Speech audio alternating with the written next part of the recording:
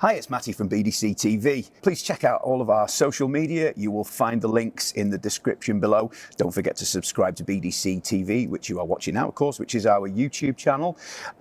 There's lots and lots of incredible content coming up, and we don't want you to miss any of it. Anyway, without further ado, we're here with Joe Donovan from Blossoms. How you doing, Joe? It's good to see you. Nice one, thanks for having me. We are in, well, definitely my favourite venue in the whole world, all of it that I've seen. We're in the O2 Apollo in Manchester. What a great venue. Beautiful place, isn't it? Yeah. Yeah. And you're here, is it 4 nights? 4 nights, yeah. So 4 nights sold out as well. yes, that's the important bit, isn't it? And yeah, this is kind of the end of your tour now, isn't it? Yeah, This is the home, literally the home stretch the last few days. This is gig 21. Tonight will be the 21st in sort of 3.5 weeks. So. So have you got some good memories of this place then? Yeah, it's a great venue. I've been to watch a few bands here. Yeah. I was trying to think. I was here not long ago actually to watch Paul Weller. Excellent stuff. It's one of them venues, isn't it, in Manchester? It's like it's a staple venue. So you'll always find a good band coming through here, and it's a beautiful venue, I think, inside. It is. It's absolutely gorgeous. Now, obviously, I can only speak from the audience side. I think it's a great sound. It's just an amazing place to come. There's no bad seats. You can see everything. Yeah. How is it from this side? Because obviously, I can't speak for that side. It's a similar experience. Do you know what I mean? It's not just a big sort of empty room where everyone's sort of flat and it's like a. Do you know what I mean? It's because it's like made for it, isn't it? Do you know what I mean? The floor's sloped, there's seating at the top, and it's all like stalls and stuff. And yeah, it's great. It feels. It's one of them venues, like when you look at it now, it's empty. It looks quite small, doesn't it? But then as soon as people are in there, it looks like one of the biggest in the UK. Do you know what I mean? It's a mad one. But it's great, especially with the standing as well, because it's not the same when it's seated, is it, downstairs? No. But it's such a great venue, and it's like we've only played it once before as well. Right, okay. So it's nice to once on our own. We supported a few bands here, but so it's nice to actually come back and do like the four gigs here. And that's one of the things I was going to say. Obviously, you're doing 4 nights and they've all sold out. You could easily have gone to the arena and done one night and and done it all in one. But I think this is my opinion, this is a much nicer way to do it, to spread it about, giving more people an opportunity who perhaps couldn't make a one-off night. Yeah. And it's just, as you say, it's a classic venue, isn't it? Yeah, of course, yeah. And I don't know, I think it's nice to change it up. We did the arena last time. And you can sort of always do like a big gig like that, but it is nice to sort of come back to, I mean, you say smaller, but they're still massive venues.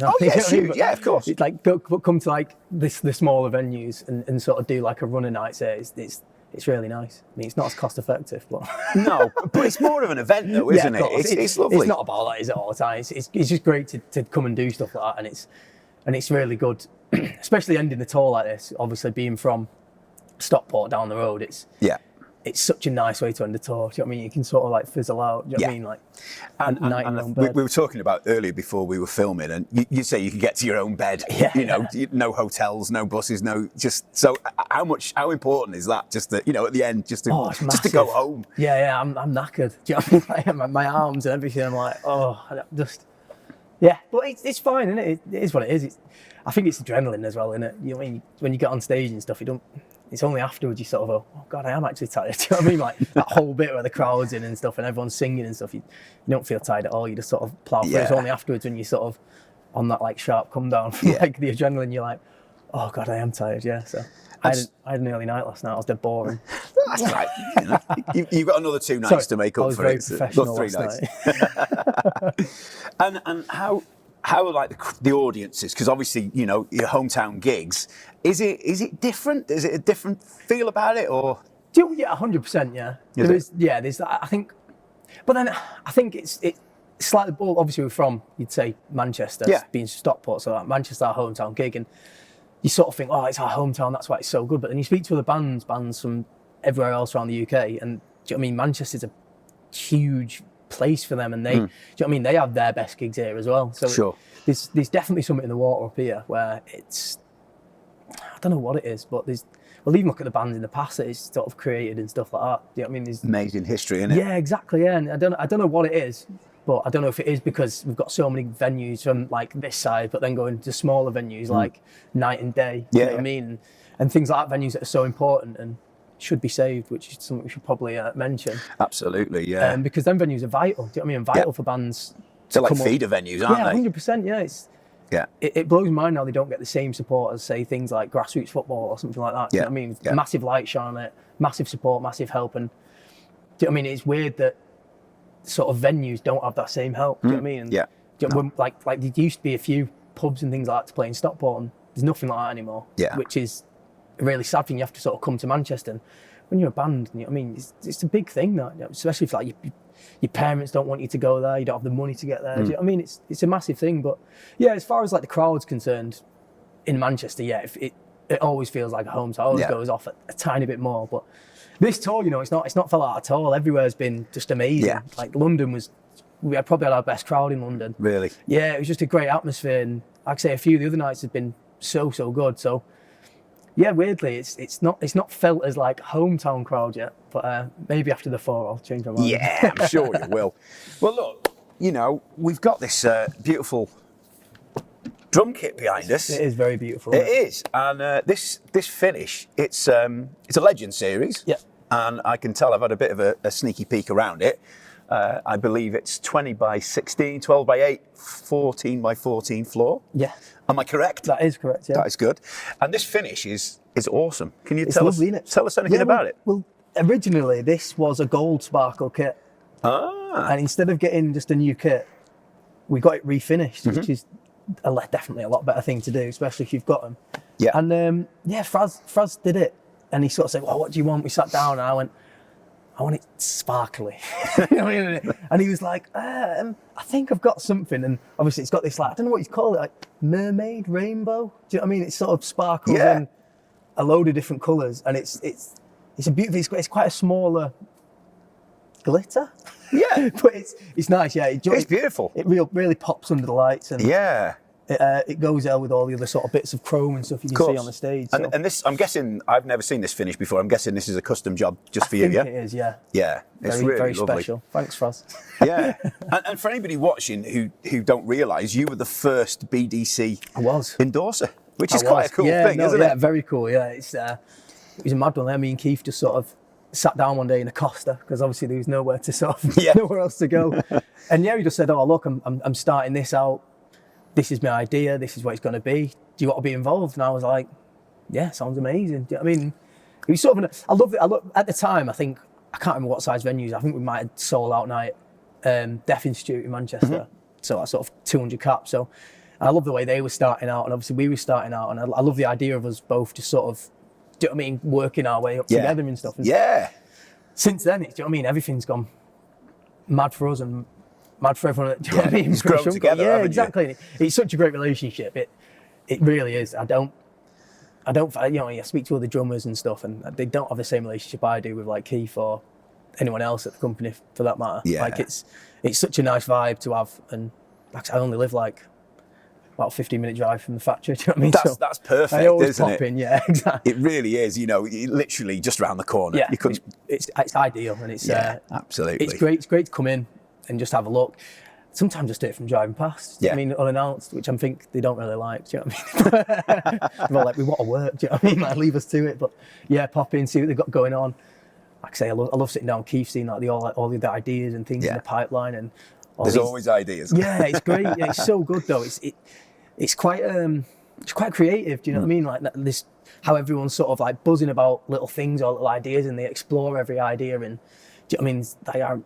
There's loads, there's countless things that they've tried. Yeah. And that works great. Yeah, let's do it. Or things. Oh, that's not so work. Like like my butlers. Do you know what I mean? That we used to do. They were great, and that was literally just, I was like, my beer kept falling over on a wobbly riser. Do you know what I mean? So I was like, we've got like a little thing where you can put it, and he was like, yeah, we'll do it. And then, do you know what I mean? It was just an idea, and then there we go. It came about. It's great, really good. Yeah.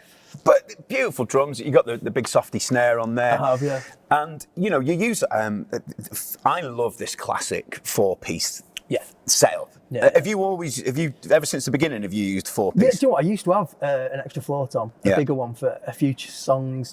But that, you know, I wouldn't hardly use it. It was like, it was just to hit with a snare. Do you know what I mean? To get that big sort of back beat thing. But yeah, that's all I need. It's not.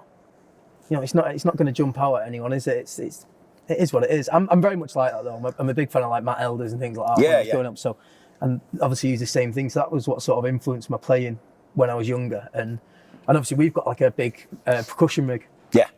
So all the bits that could or sort of should, maybe we should get an extra drum to do that. I'm just like, pass it off to them. Do you know what I mean? Yeah, I'm not through my kit. And how do you like playing with percussion as well? I love it. I'd imagine it's quite a lot of fun just to lock in with somebody else. 100%. Well, because obviously when you're in the studio, do you know what I mean? You're putting a shaker down, or you put in like an extra snare down, or some sort of noise, or some bongos and stuff, and you can do it. Do you know what I mean? Like you can, but then it requires like dropping off a hat for a little bit, or do you know what I mean? Yeah. And I don't know.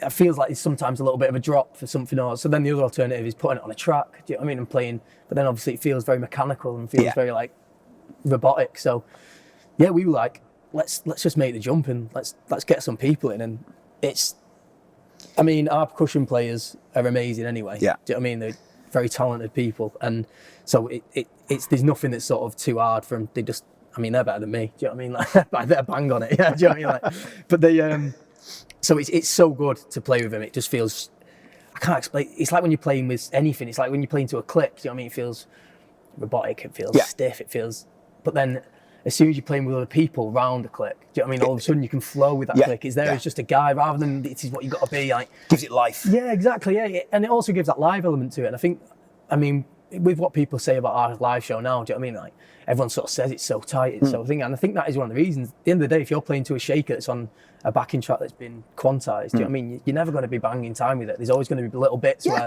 especially live, where you fluctuate in and out of it. But when you've got someone or two people doing different bits of percussion and you're all there and you're all locked in together, do you know what I mean?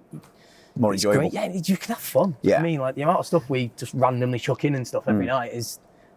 So you can get a bit creative, and it's not. You could call it creative, or you could call it silly. Do you know what I mean? I'll let anyone else decide on that. It's the same result, isn't it? Do you know what? Actually, Rick Astley was on the percussion the other night as well. Oh, no, he's a great drummer. Yeah, he's a great drummer. It was funny actually. It was a really good. It's a really good moment. It was funny. So he just jumped up. Was he invited, or did he just kind of? We did a few tunes with him in London. Yeah, he jumped up. Yeah, and so then afterwards he sort of, for Charlemagne, the end of Charlemagne, we do this like jam, and Tom introduces everyone, and everyone does a solo.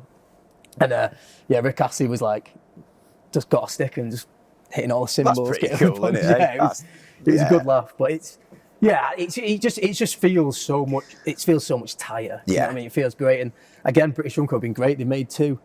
I don't even know what they're like concert toms. I think that's the correct name. Okay. You know, they don't have the no bottom heads. No bottom heads, but they're in exactly the same finish. This is like I've just noticed. Yeah, this is the cutaway now. It'll come. But yeah, and they're amazing. They're really, really fun. Oh, that's cool.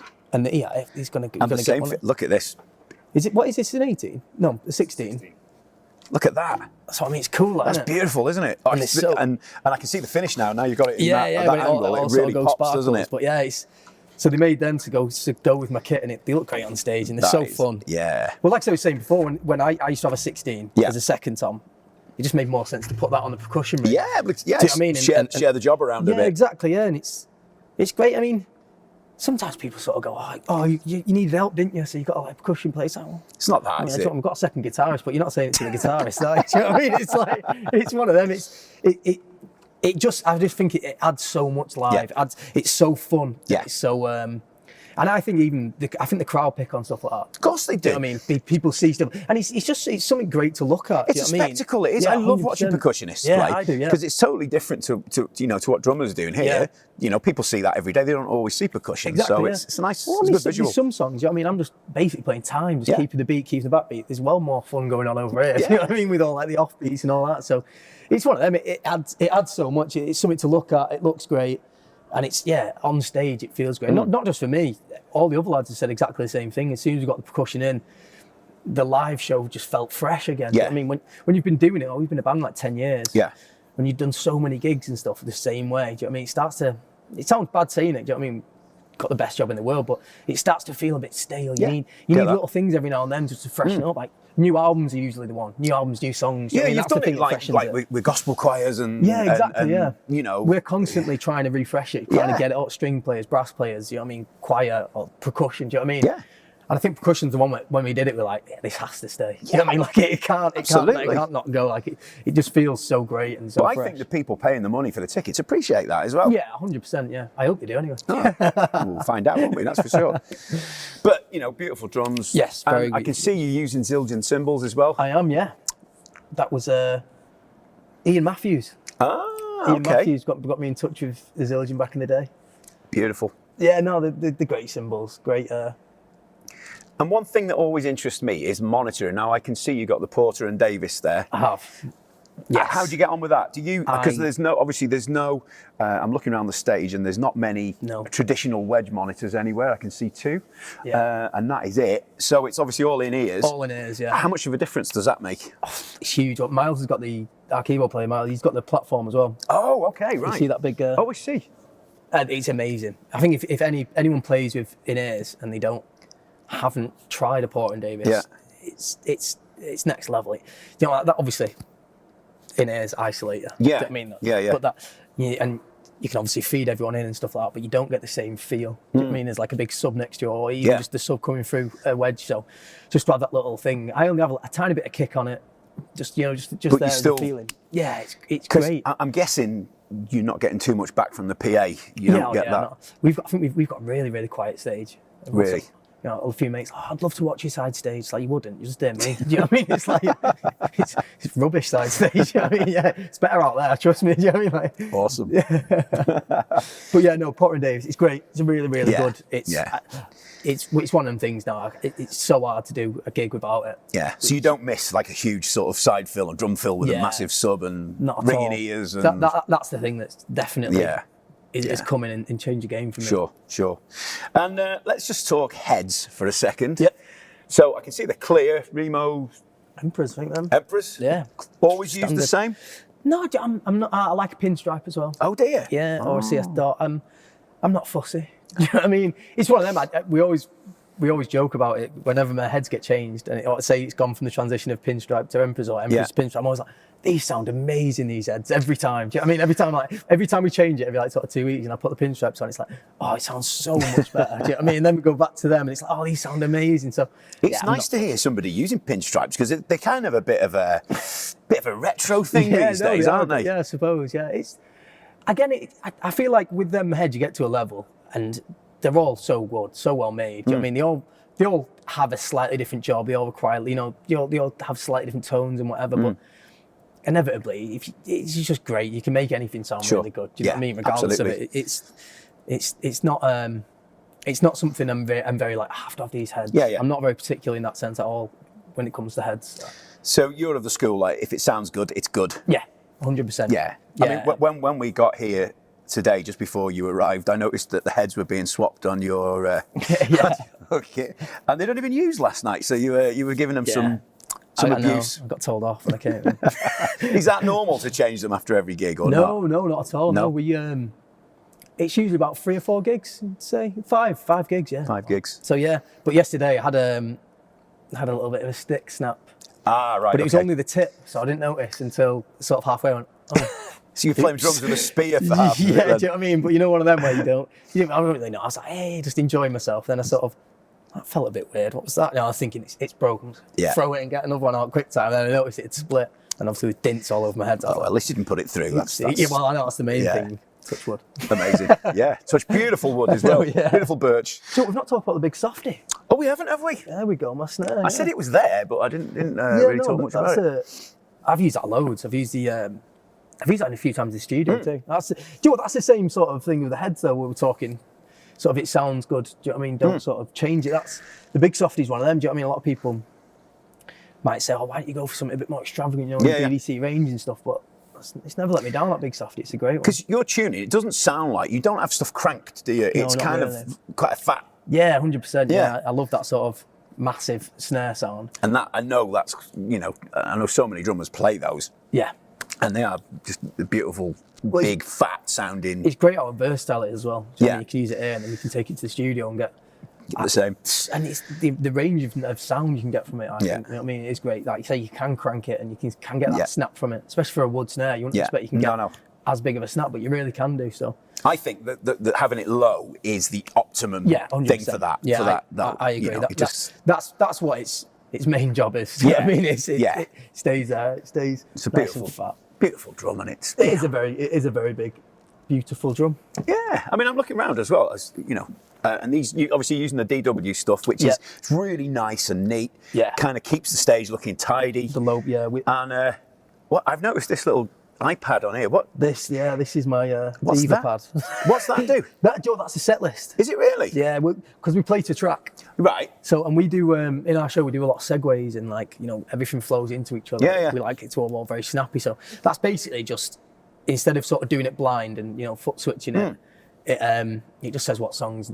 Does it scroll in real time or? Yeah. It's got a little time banner underneath. Oh, well, that's cool. And then obviously, say something goes wrong or something messes up or anything. Do you know what I mean? We know exactly where we are, and instead of sort of the backing track set going, oh, where do you want me? What do you know what I mean? He can put it up on a screen, whether he starts the song again or it goes here. I know exactly where I'll be. So it's like a teleprompt, but of course, It's just there. I mean, we've done plenty of gigs without it. It's more of just a sort of anxiety filter. Do you know what I mean? And you get a good view of that from your stool. I guess you can see it. It's like it perfectly fits in between there. Really just between my hats. I've never seen anyone do that before. I really like that.